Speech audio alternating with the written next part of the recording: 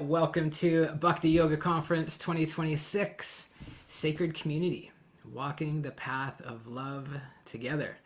I'm Happy Jack, founder of Happy Jack Yoga and our host for today's session.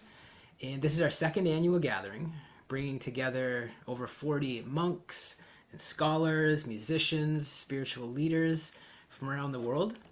And so we opened this year's conference live at Harvard Divinity School last week, and we'll conclude the final gathering at Oxford Center for Hindu Studies. And really it's a space to explore how devotion, how spiritual community can support us on this path of Bhakti Yoga. At this point, we now have over 6,000 participants registered, including Harvard students, devotees, practitioners of Bhakti Yoga, yogis, yoga teachers, and spiritual seekers from around the world. The space is meant for spiritual friendship, for shared inquiry, for heartfelt conversation. And if you'd like, please share in the chat. Let us know where in the world you're calling in from today.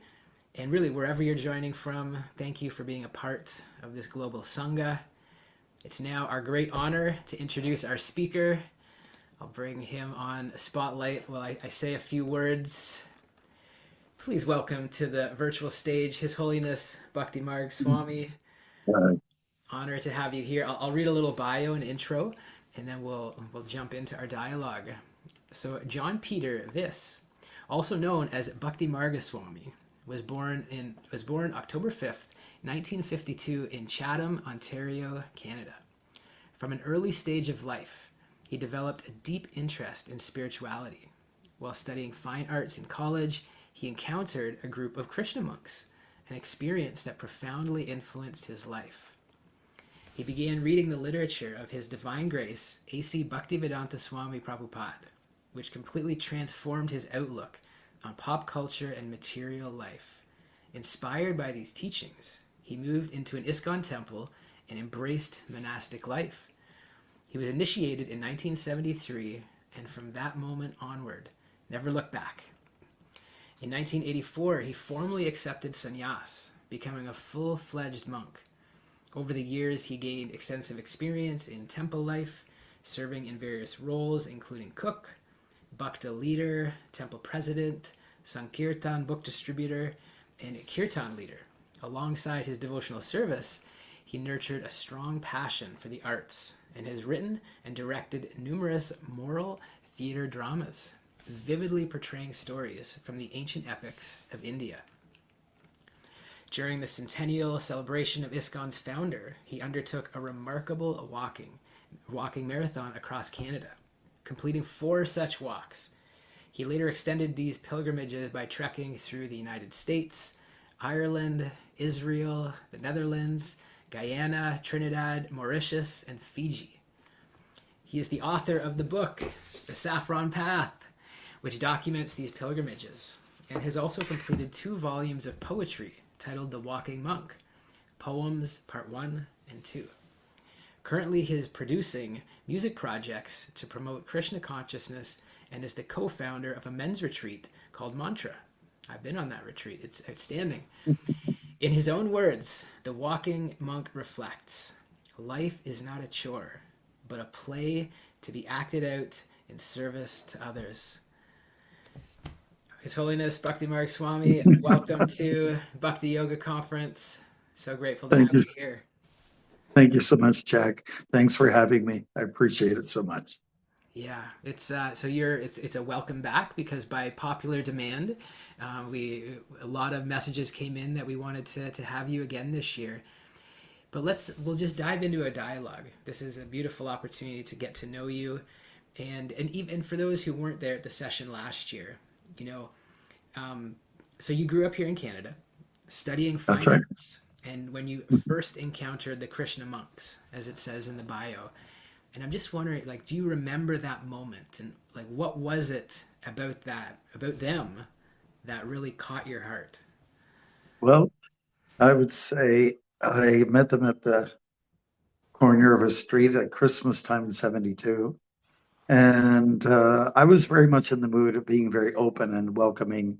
I like traveling actors or anybody who came and stay in my apartment and just share the space.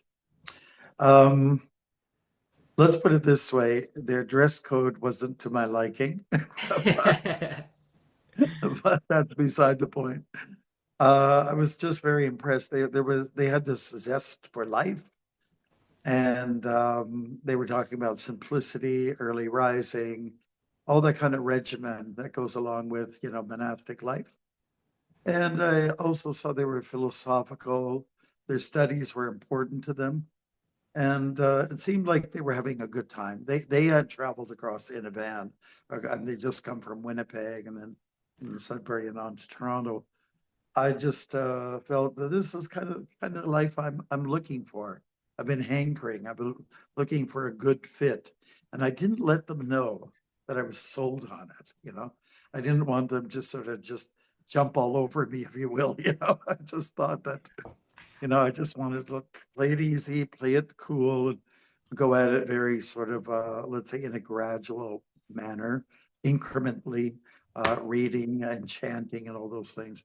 And it was just the fact that they were enjoying life in a different mode, not part of the sort of plugged into the corporate world or things like that. It's not that that's the worst thing, but they seem to be happy amongst themselves, just engaged in spirituality and particularly bhakti yoga. So I was raised as a Catholic and I always enjoyed going to church when I was a kid. I did that of my own volition, and just meeting them sort of brought me back to those more peaceful times. But now it's got an Eastern twist to it, the culture, the lifestyle. So I thought, this is great. It's part of an old and something with antiquity behind it, a culture that's thousands of years old. And I really like the fact that there's something really genuine about that. Yeah. Yeah, I just got sold on it. The food, being a vegetarian, raised on a farm, didn't like eating animals. That they were like our pets. And now finally, I've got an avenue, a way to, let's say, enjoy life without the violent connotations to it. Beautiful. I love that, just that I appreciate what you share about kind of taking your time, kind of, I feel like I did the same, but I was discovering this like, at 40, a little bit later in life. So there's a bit of maturity just with age. But I think, regardless, even a young man as yourself, like that taking of your time. And one thing, that you mentioned about rising early, that resonated with you. And so sometimes many people think that spiritual life is serious and disciplined and austere, and some of that can be there. But your talk, we're talking about the joy of spiritual life. When did you personally, first begin to experience that joy in your journey? Well, so I was a student, as I mentioned, and I was just really relishing the fact that I didn't feel I was under pressure to have to go and hang out with the guys and go to the bar necessarily. I was content to do some mantra meditation by myself. I go into the rocks in Northern Ontario and just sit down, chant Om, and then some Maha Mantra. And that piece, that experience, gave me enough, draw. There was enough draw there that I just wanted to keep going at it. And the early rising, well, if you're a farm boy, you just got to get up early in the morning. There's no question about it, you do your chore, but it's really a score. Yeah, so I think all the things, the great food, the company, and I think the most important thing for me and most of us, we're like we're part of a herd, and we like to be together. We're not like the lone moose, and we just like to be. I was looking for a sense of community, and I very much found that amongst young sort of like artistically drawn kind of people. And I was getting that. I was getting satisfied by being in their company. And we were on a great adventure. Frankly, we were thinking, wow, this is really new. We're like pioneers. And we've got this thing called yoga. And at that time, hardly anybody knew what it meant. Yogi Bear was the closest people could get to. That was a reference point. Yeah. And yeah, it was just all this. the early rising and the excitement. Like every month, you have a major festival to celebrate, like Krishna's birth or Ram's birth, or Diwali. The Festival of Lights, and demarcating the new year. All that stuff was so wow. This is like a party every day of your life. How can you skip it? That's amazing. What would you say, like, what surprised you most about spiritual life when once you fully embraced it? Was there something, because clearly you're a joyful person, you were attracted to this joyful lifestyle, great people. Was there something that surprised you about spiritual life? Well, I once I stepped into that ashram or monastery in Toronto, I felt very much at home, and I felt very much like I'd been there before, that I've been engaged in these kind of practices, such as chanting, and also the dancing part that goes with it. It was all, so much that perfect fit, and there wasn't anything that really threw me off, if you will. I just felt like I'm comfortable, I'm at home, and this is where I belong. And, just meeting new people all the time. There's always people coming through the door and very curious.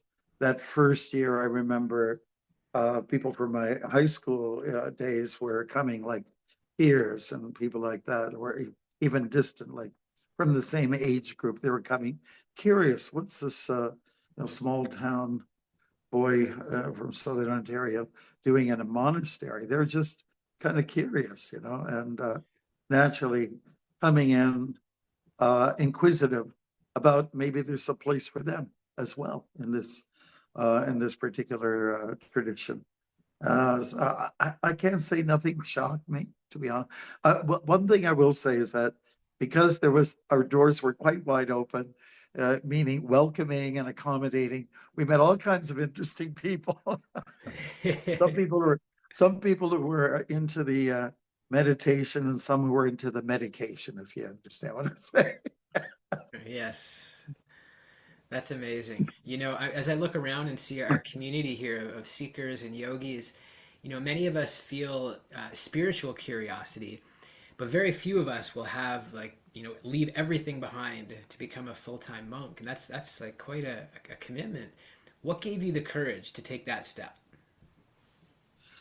Well, when I was young, I used to read about monks and saints from different traditions. And I always understood that it was less that is really more. And going by Gandhi's famous phrase, simple living, high thinking, it was those kind of, terminologies that hooked me. And I think I applied it to myself. I never was big on cars. That's how I got into walking, or big acquisitions of any sort and kind. Even when it came to maybe like settling down with a partner, I felt I don't need that. I think I've done that before, and I got it, like, say, out of my system. Yeah. And of course, there'd be admittedly so. Sometimes you have urges. That's natural. It just means you're normal. But there was no need for me to pursue and to go deeper. So maybe that's unique. And but it's just definitely me. And I was looking for that situation that just worked for myself. And yeah, I think the only surprises were, well, going to India for the first time. 5 years after I lived in the ashram, I had the good pleasure to go to India, and that was kind of a culture shock. My reference point was always, kind and peaceful people in Canada.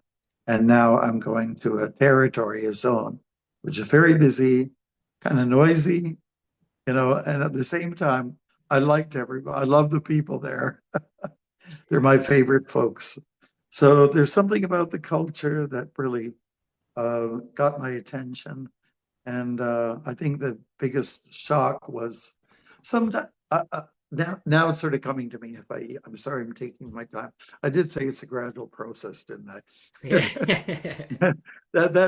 There are participants. There's some people who go, let's say, become very aggressively involved, and then something happens.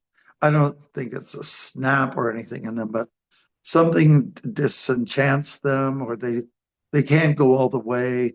And we should never encourage anybody to, have take such high expectations that seriously.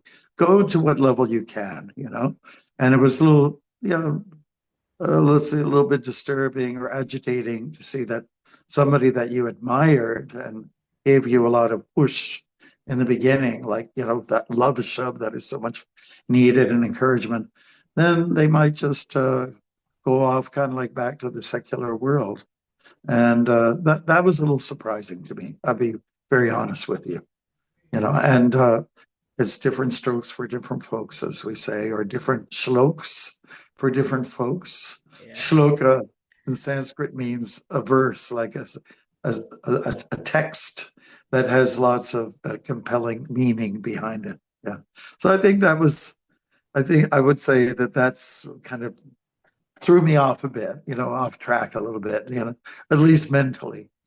Yeah. It didn't cause me to lose my convictions or my determination. It's just, okay, this is the way it is. It's like joining the army. Not everybody stays. It's like people don't always stay at a particular job or lifestyle. And okay, that's the way it is. But I'm just I'm just determined to be in this position, and I'm happy with it, happy about it. That's beautiful. That's I love that. You mentioned about the walking, and for those, I know some here have read your book, The Saffron Path, and many perhaps are just meeting you for the first time.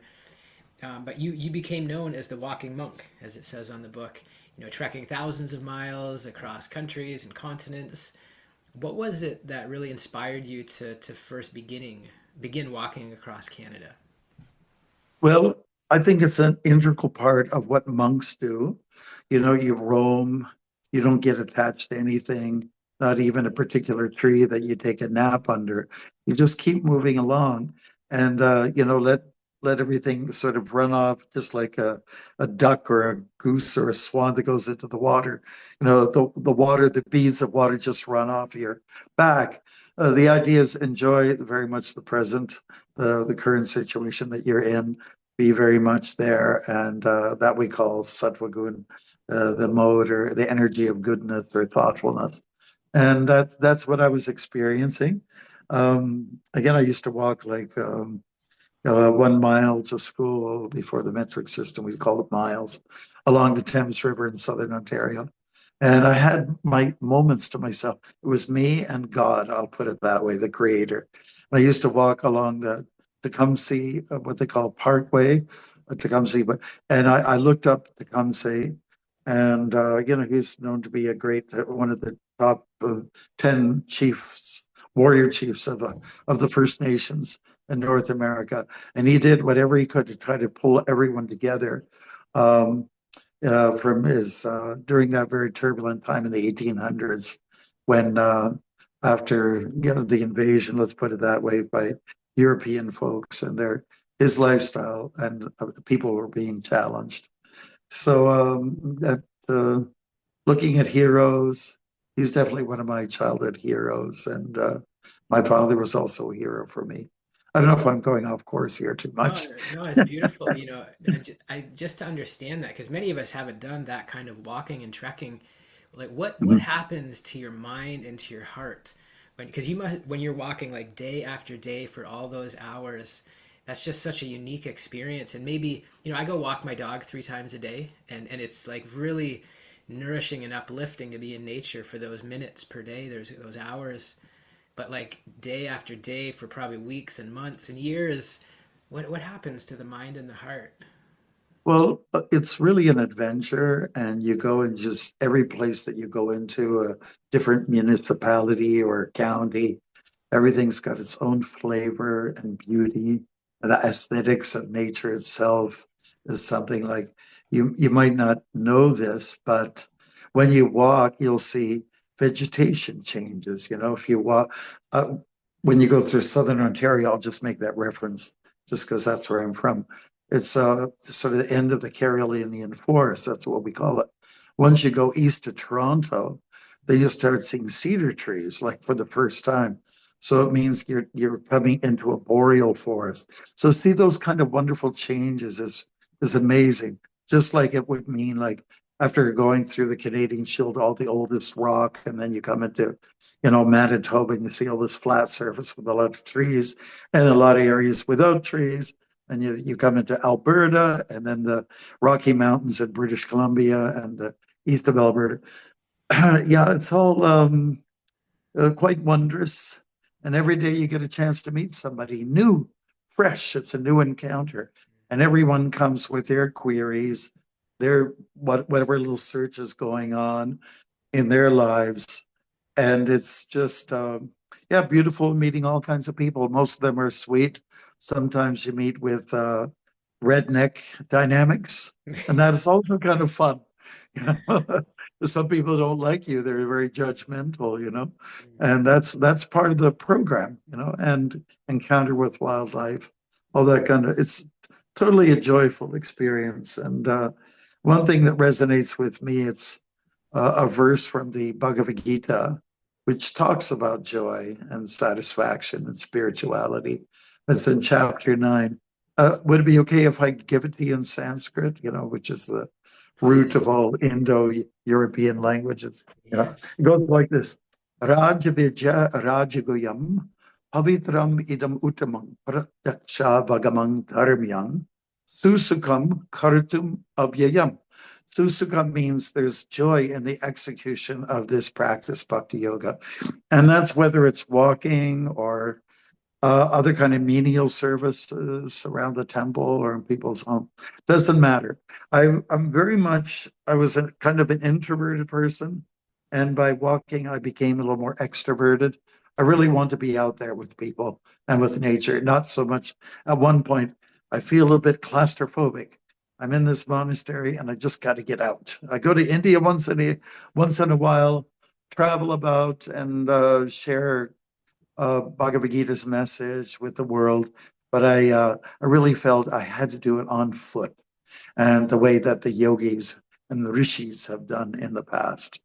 So I was curious for that, and it was my guru's Swami Prabhupada's centenary. Had he lived, he would be 100 years old. So my way of thanking him and expressing gratitude was walking and meeting people and encouraging everybody, trying to tap into the spiritual side of their life.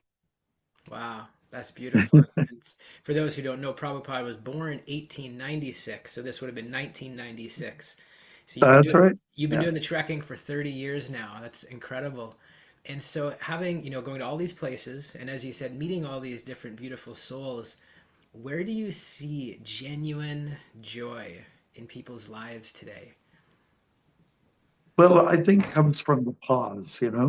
Like say, for instance, if someone has lost someone from family background or just a friend having departing from this world, death, stricken by cancer, whatever the case may be, uh, people are forced to pause, and those are great moments. Yes, it's sad. It's a little bit glum and a sullen time, but really it's a time for reflection and introspection. So it's not a bad thing. But if I'm walking along the road or anywhere in the street in a major city, people they come and they look at a monk like myself, and oftentimes they just go out of their way to be nice. And for some people, it's a shock. Oh, how I wouldn't dare wear those bed sheets or just an instance that I had just the other day. I was walking and two young women at Union Station. They said, "Are you a monk?" They're quite young, and they said, "Yes, I am." And oh, oh my God! Like you're almost, I got celebrity status response from them. So to some people, seeing a monk in his or her, let's say, a very simple attire and also reflecting simplicity. It's a little bit of a shock. It goes against their system, but for others, they say, I think I might like to taste that. I think that's what I need. I need a pause. I need a break. And maybe I can go in this kind of direction, especially the last phase of my life. Yeah, that's beautiful. I love that the way you frame that of taking the pause. I mean, just on the call this morning, one of our dear friends, members here, navigating Parkinson's, giving her an opportunity to pause. Our co-founder right now is with her mom in Finland. We're sending prayers. She's fighting for her life. Our co-founder's mom, and and just having this moment to pause. And so, with all these people that you've met and these journeys that you've been on, what are people truly longing for? What my experience tells me that people are looking for relationship, you know, Mm-hmm. and I think most individuals are convinced that it has to be a physical one, and but that's not necessarily, where I'm coming from, and I don't think that's what the ancient texts from India tell us either. The relationship is a very deep one. It's very personal, and it's very much on a transcendent platform, and a situation where we sometimes feel helpless. But if we submit to the divine, to like the creator type figure, in our case it's Krishna, then you feel a sense of contentedness, safety, warmth, and so on like that. And it's a kind of a relationship that doesn't break off. Uh, we call that rasa in Sanskrit, relationships. And as we see, it's quite common today. People start off in with a strong bond, and then it breaks at some point. Something was a little bit slight provocation, oftentimes causes people to get agitated very easily. And I don't think it needs to be, but we are kind of fragile, I would say, in this day and age. We're not tough people, especially in parts of the world where it's been very developed, and we've been kind of spoiled in a way. We get what we want, and everything's quite cozy and comfortable. So it's, but nevertheless, relationships do have a termination point for a lot of people. And if you go spiritual with your relationship, um, more with the source as opposed to the force, then you will uh, find a new kind of comfort, a new kind of comfort and fulfillment. And as some of us age, we still hanker to have a good relationship. And so we have our pets, we have our dogs, and we have our cats. And sometimes they can be human beings, but that can be quite disappointing sometimes. So having that resort, having that submission and commitment to a higher principle, like a prime entity, if I could use that term, then one can be very satisfied in life and be what we call atmarama, self-satisfied. Everybody's looking for satisfaction. I'll give you another Sanskrit term, ananda mayo vyasa. That means that everybody's looking for ananda, happiness. And it's very hard to achieve that through, let's say, uh, sensual directions, or it's you get a buzz, but so temporary, and then you're looking for the next new buzz. How about trying something that's going to be, let's say, constant, have a consistency to it, and that we call samadhi, so an uninterrupted kind of inner peace. I think that's people want peace, they want joy, but they're not oftentimes sold on the spiritual avenue that's where you're going to get it from. Yeah, I love that, and I appreciate how you're bringing in the importance of community and relationships. Just for clarity, like can a person walk a spiritual path alone, or do you think because we hear about people who go to live in a cave in India, and that happens. But would you suggest for the majority of us, like, do we ultimately need community, need sangha on this Yeah. journey? Yeah, I mean, that kind of approach, living in a cave, I think is very rare. I think you have to almost be like from a species that's ready to go extinct. It just, it's not, it's hard to find such a circumstance. Um, I think it's good to develop good relations with people who are like-minded on the spiritual plane. We call that uh, sadhu sangha, sangha association, company with people who are spiritually minded. I think it's very hard to go solo, frankly. I don't see a lot of successful results of people try to go the hermit route. But so it's always good to keep in contact with those who are it's kind of like-minded and that you can share stories with, philosophy with, express realizations and epiphanies that you're going through. I think that's important. And at the same time, you may have family to maintain and all that's fine. Gain a good balance. That's really the way to go on this. Yeah, I love that. And so, I mean, as we hear of the joy of spiritual life, some of us might be newer and sitting here saying, we want to experience this. We want to experience the joy. Do you have some practices, or what has helped you keep your heart joyful, connected to the divine, kind of uplifted with everything going on in the world? There's some practices. Right. Well, in the Bhakti Yoga tradition, we've got 9 prime functions, and it begins with reflective listening and then also repeating what's worth repeating. And then uh, recalling the great moments in your life, not dwelling so much on the past. I say living in the past, oftentimes it refers to some of the difficulties you had before, but very much live in the present.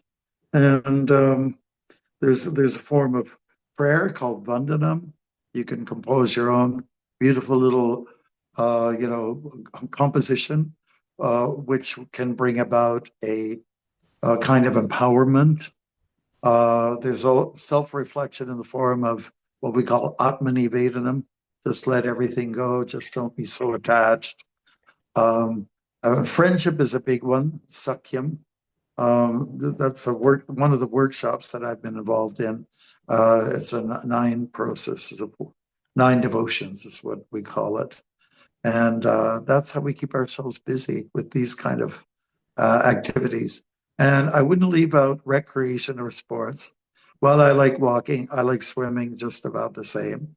And wherever I travel in my journeys across the globe, whether it's I'm on a walk or I'm just going to attend a major festival, I'll try to gather around the people who say, hey, let's go to the beach. So we take a volleyball and we just, I say this ball represents Krishna.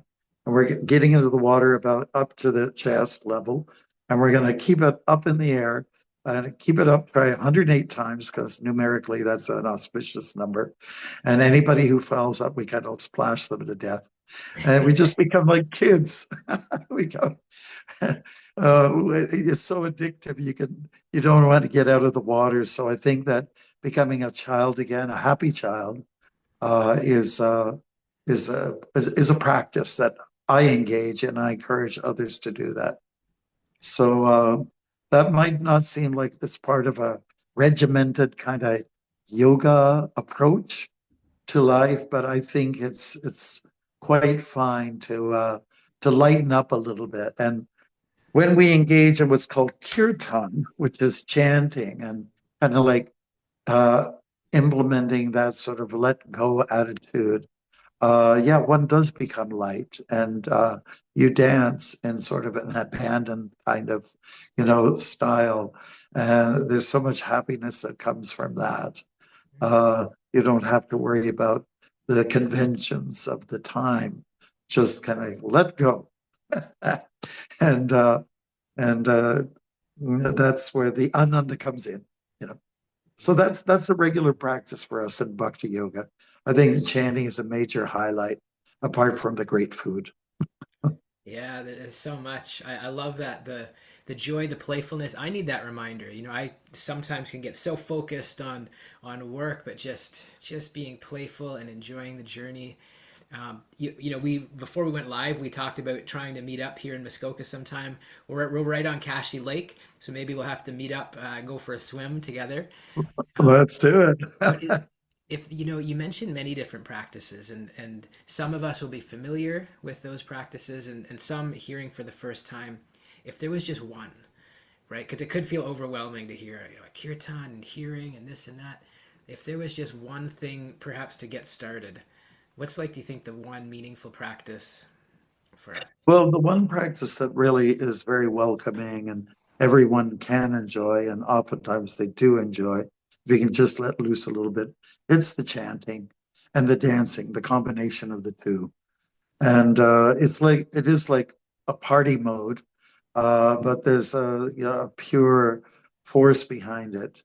Um, it's understood that in the ancient texts from India that there have been different practices that have defined that age. Like, say, for instance, major sacrifices, not human, but like what we call Agnihotra or fire sacrifices. And there's mantras that are chanted in the course of it all. That's one thing. Another thing is the deep, silent, and serious meditation. That was also defined in an ancient time called Satyayuga.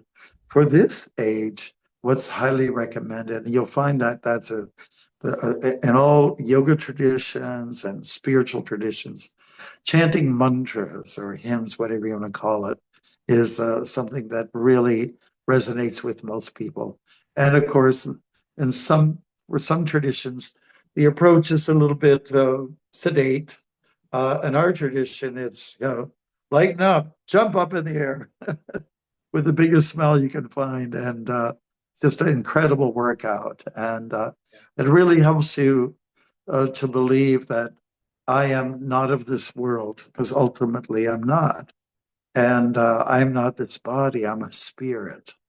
And that those very base foundational beliefs come to life when you engage in what we call kirtan. And it's just like our indigenous people, they very much would enjoy, dance and the drum beats and so on like that. So it's very similar, and without the sensuality, if I could use that term, where we're much sold out on this in the pop culture that to enjoy life, there has to be a sexual innuendo involved. No, it's not. It doesn't have to be at all. No, the spirit or being spiritual is the way to go. And I would say, of all the different practices, yes, that chanting mantras and movement of the body, which is preferable. I think that's where we want to go, and that's what brings me the greatest ananda or joy. And it can be had for anybody who takes that approach. I love that. Beautiful, beautiful practice. I really appreciated your bio, and it ended with a quote that you say. It said, "Life is not a chore, but a play to be acted out in service to others." How did you come to see life in that way? Because yeah, I mean, I've been self-centered for a good part of my life, and the bhakti is starting to awaken that. But how did you come to see life in that way? Well, the studies have been done on asking questions like what makes you the happiest, and a number of answers will come out. But the one that seems to be most commonplace is doing something for someone else, like the spirit at Christmas time, or, like that people have, and that depending on your tradition. When you give something to someone, it could be a physical thing, object, or it could just mean a very meaningful hug, giving and forgiving, those two things, they seem to run together. That is a form of seva or service, and because that's when you become light. We're talking about not being weighted down by all the things that we have accumulated over time, in the form of properties or wardrobe or cars or whatever like that, or land, anything like that. Really, what makes us the lightest and the brightest is this practice of doing something very simple in the form of servicing others. That can be community service, anybody who's in the need. And we are very much living in a time and place in the world now where people are very much needing. And perhaps, I don't know for yourself, it's something noticeable to you, but loneliness is really creeping up in people's lives. And one of the little culprits is, of course, our little devices that we carry around with us. We seem to be more in love with that than with people. And when there's loneliness that kicks in, surely the what rolls out of that is the challenges of, say, depression. And from depression comes various forms of diseases on different levels. I would just say that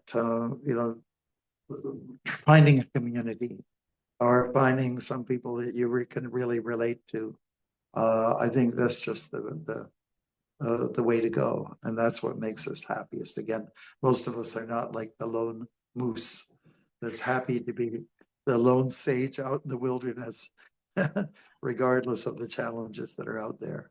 Yeah. So, yeah, serving others, that's what seems to be the common response to that kind of query.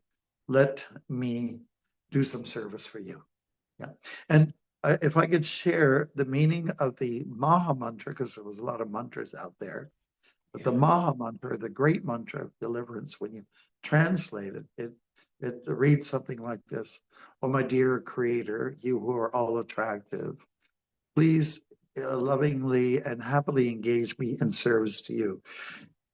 Give me some opportunities where I can serve you and your world, your creation." So that's it's a beautiful definition. It is also one of gratitude and for the things that have happened to you. When it comes to loneliness and depression, I feel it hits people who are just not counting their blessings enough. And when you want to sum up what is bhakti yoga or this kind of form of yoga, this kind of practice, it's a lot about gratitude, a lot about thank you. Thank you so much, positive thinking. And like my guru, he was like that.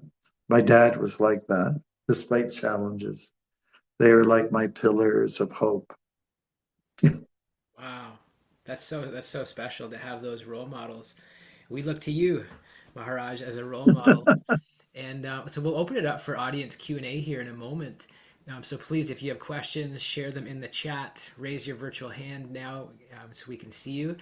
But maybe we'll just leave you with one more here before we go to audience Q&A. What would you wish for us? Knowing we've got these sincere spiritual seekers, yoga teachers, yogis, kind of on this path, seeking this joy of spiritual life, seeking something deeper. What would you offer to us as we kind of continue this journey? I would just say that if you start your day, it all depends on how you scope out the day's affairs. Start off with some sadhana. Start off on the right note. Try to get up early before the sun rises if you can. I know we got seasons where the sun is kind of stubborn, but in a sort of regulated way, rise early, think positive, reflect on all those people or circumstances that gave you a break in life. Have those moments of gratitude and chant some mantras and get spiritually connected right from the beginning. If you start on that note, then it's easy to, kind of like, shall I say, ski slope down after, or toboggan your way down on the snow after. Just start off with a positive attitude and be extremely upbeat, as I think we mentioned. You can be upbeat or beat up. It's your choice, right? And just start off the sun is such an incredible heavenly body that gives so much empowerment. So use it and if you don't, you will lose it. So I guess that's what comes to my mind right now. That's Start beautiful. out on a beautiful note in the morning, and then it'll carry through to the end of the day. But it's really hard to pick up at high noon, when the passions are at their zenith. Start in the beginning of the day, and you will coast smoothly the rest of the day. That's beautiful. I love it. You're kind of reaffirming the things that some of us are starting to incorporate into our lives, and even if Mhm. there's doubters, I go to bed early, and now I'm going to bed when the sun's still up, right? As you say, the sun can be tricky, but it's just so worth it having those hours in the morning, that sacred time, that sacred space to get connected to Source, to divinity, to Krishna, and yeah, I just really appreciate you sharing that wisdom. So we'll check in with our audience. I see we got a hand up here, Gordon. Let's get Gordon on the line. And Gordon, did you say in the chat? Are you in Oxford? Just click the unmute button. There you go. Can you speak? Can we hear you? Um, I'll try. Can you hear me now? Yeah, we got you perfect. So Yes. great to meet you, Okay. Gordon. Okay. I was a bit surprised when I went, and a monk in the Juhu ashram in Mumbai showed me around. Really nice guy, showed me around, and at the end of it, big surprise, and I think a disappointment that he said, "Would you now buy me a laptop?" And I think to myself, "Oh my God, this guy's is should I have bought him one, or was I being ripped off, Swamiji?" Well, you want me to respond to that? Sure. Yeah. Yes, well, I apologize on his behalf. I don't know who it was that you Mm, had encountered there, but I think what he really needs to do is go to his managers and say, I need a laptop, and they should yeah. be able to provide for him. So I don't know, Yeah. maybe he had a bad day, got up on the wrong side of the bed. I don't know Mm. what it is. It's not a general practice, but I'm sorry you had that encounter. It's nice to see you smiling, sir. Oh, thank you. I think that's important. Yeah. It's nice Thank to you. see to see you smile, Gordon, and appreciate the question. What is it that brought you to you went to Juhu? Maharaj and I were talking right before. Mm, That's a very special place in Mumbai, India. mm, What is it that brought you to your spiritual path and to mm. this conference and now in the Wow. association of Bhaktimarga Swami? Yeah. It's a long story, but I'm an international car designer, and I designed a car in India called Tata Safari. India changed my whole life, and I started to look after a children's home in Pune, and taking people from the West to refurbish a hospital for street people. Changed my whole life. I've been Oh, doing this path for 45 years.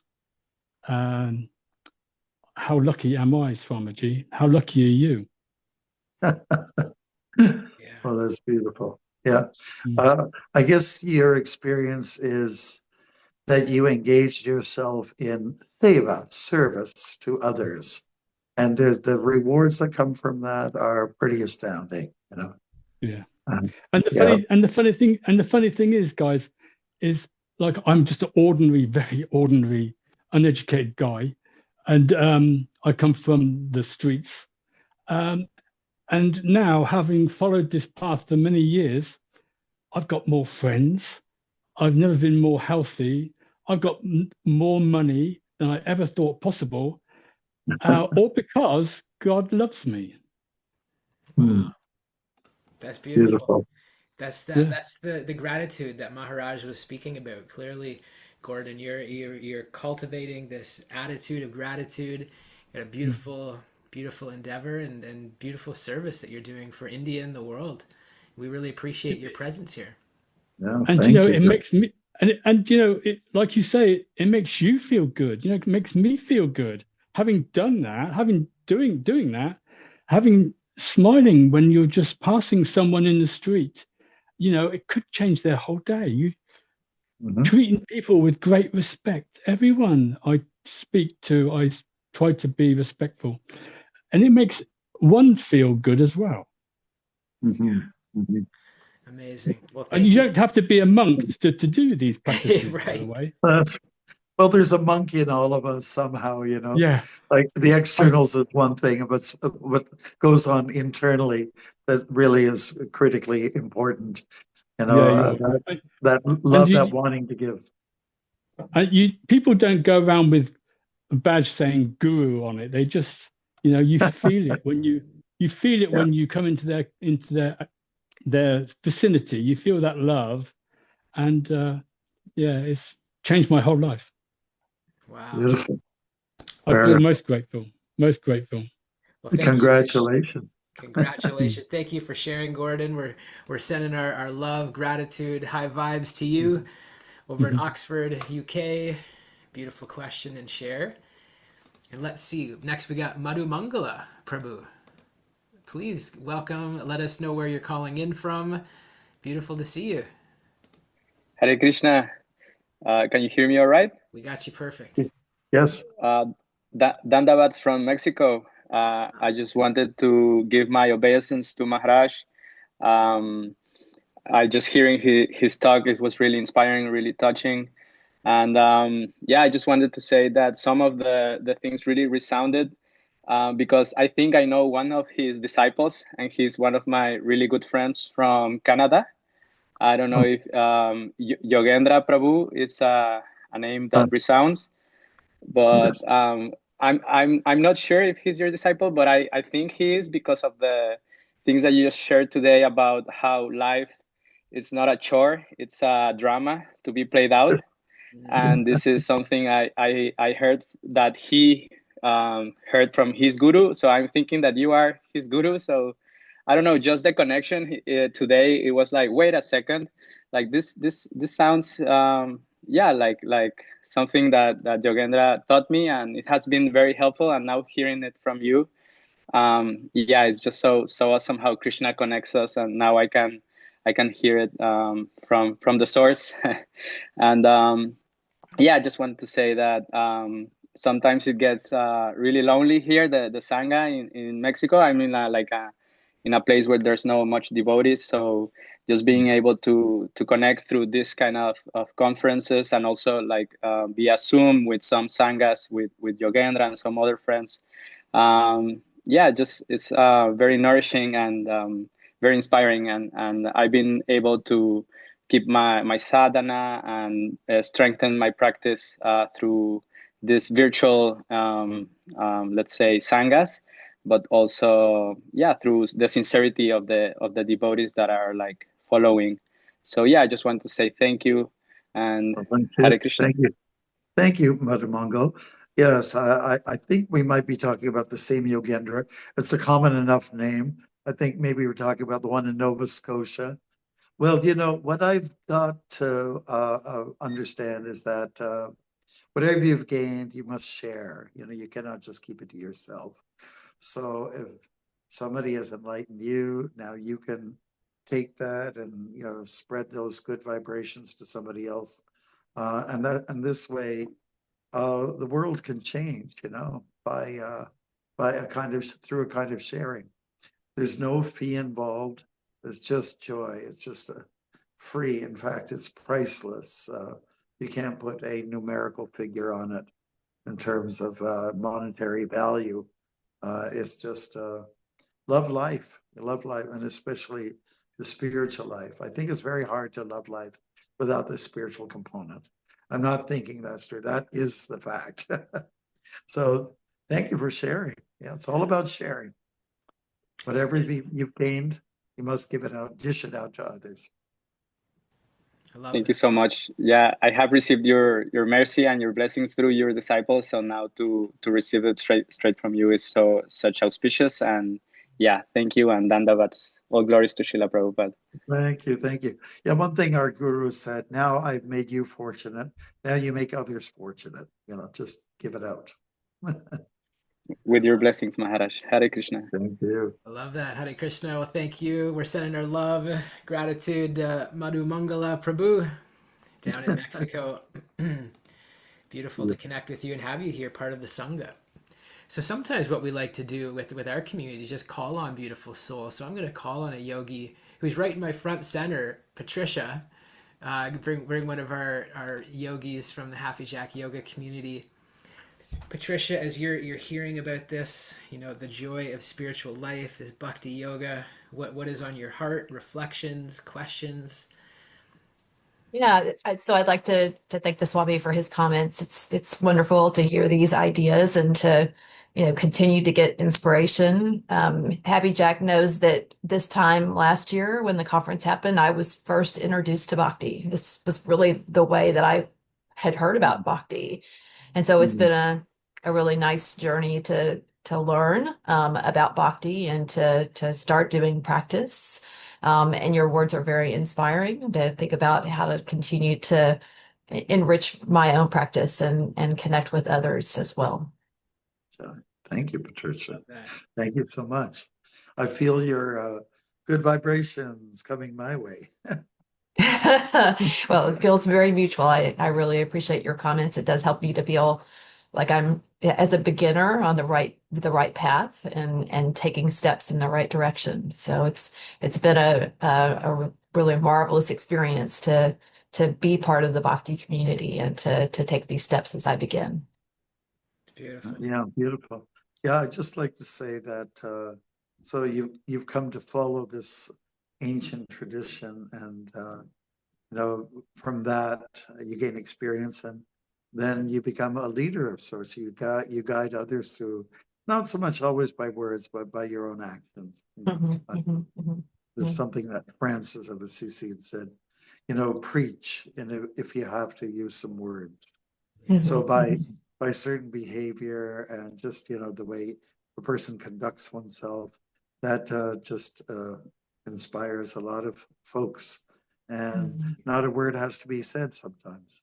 Yeah, I think that's excellent words to hear for me to hear again. It's certainly something that I think about a lot is, how can I live my daily mundane job and serve others. And I really try to think about how I can incorporate that service to others as just part of an everyday part of my life. And part of that is some of the things that you and others in the chat have talked about, smiling to people, being kind, being generous with your time. And that's something I'm really trying to focus on and make sure that I'm really living on a daily basis at this point. Yeah, I don't think things need to be so complicated when it comes to spirituality. Some people who face the whole yoga culture, this is, oh my God, there's 8 branches and there's all these foreign words, Sanskrit, and it sounds like Greek to me. And, but it's really not that complicated as sometimes it's presents itself. It's really not that complicated. You just do these things in sattva gun, in the energy of goodness and thoughtfulness. And a lot of beautiful things spring from there. I agree. Thank you for your words and for presenting with us today. Thank you, Patricia. Thanks so much. So beautiful. Remind us where you're calling in from, Patricia, today. I live in Maine here in the United States. Maine. In Maine. Is that what you said? Oh, great. I have a good connection over there. Yeah, nice. I love it. Well, we're sending our love, gratitude, blessings to Patricia in Maine. Always wonderful to connect. And we just have a moment here. So just kind of closing reflections, Maharaj. Again, as we step into the rest of our day on this Bhakti Yoga path, what is your wish? What is your offering for us? Well, my day usually starts with looking at a smile. We have in our one of the 9 processes, it's called Archana Vigraha Seva. That is service to a deity, service to an image or even a poster, a photo, a pic. And like Krishna's always smiling. Radha, his girlfriend, if I can use that term, is always smiling. And all of the deities, whether it's Hanuman or where your allegiance lies, there's always that lift that comes from looking at those hormones that are so easy to put up in this direction. And I think the day starts like that, as we discussed, and let it go to the very end of the day. And so at the point when it goes to resting at night, same thing, everything went pretty good. Challenges were there, but I felt strength from the challenge. Just the gratitude is it. And really, when it comes down to what is Bhakti Yoga, it's really all about, offering thanks. And it's not much more than that. And from that springs care in what you say and what you do. Hare Krishna. Love that. Hare Krishna. Thank you for your presence. His Holiness Bhaktimarga Swami, such a beautiful offering, and all the beautiful souls for being here live with us. So grateful for you. Wishing you an amazing rest of the day. Well, under the recording, we'll have some links how you can stay connected to Maharaj. And until we meet again, next session tomorrow, wishing you all an amazing day. Hare Krishna. Hare Krishna. Thank you. Namaste. Krishna Maharaj. Krishna. Bye. Hare Krishna. Hare Oh Krishna. my God. Krishna. How are you? Hare Krishna.